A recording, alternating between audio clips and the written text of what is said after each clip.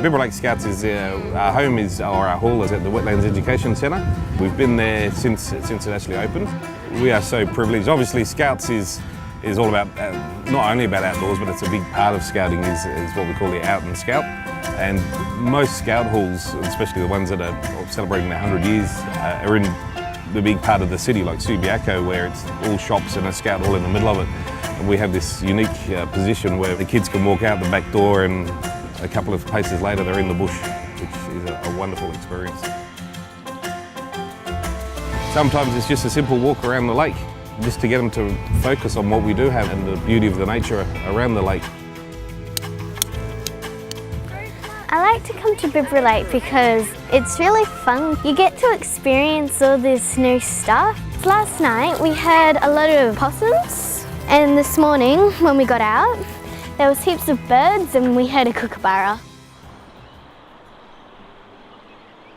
One of our laws is the Scout cares for the environment. Every section will have an environmental awareness badge. The smaller kids will maybe do a recycling activity where a heap of rubbish is put on the floor and they put it into the right bins. The older ones, it can be sort of 40 to 60 hours worth of community work.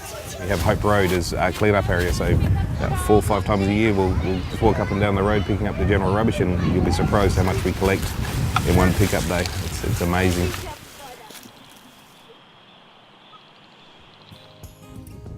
The Scouts interact with us through World Environment Day and some of the other joint initiatives, and what the Scouts bring is the youth focus in terms of education and understanding of the environment. What's something really bad you can do to the environment, especially when it comes to groundwater? You can pollute it. What are some things you can pollute it with? Oil. Oil's a real nasty one. We work together with the Scout organisation. We've got together on several occasions, and the Scouts have come out to help with some of our planting projects, which contributes to their environmental badges.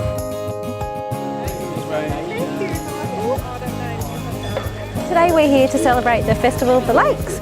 The Scouts play a really big role down here at the Wetlands Precinct, and at a festival it's where they can really showcase themselves. They're actually hosting a rope bridge where the kids can test their skills of balance and have a bit of fun. The Scouts play a really vital role to support youth development and sort of youth focus and positive environments for youth to work in.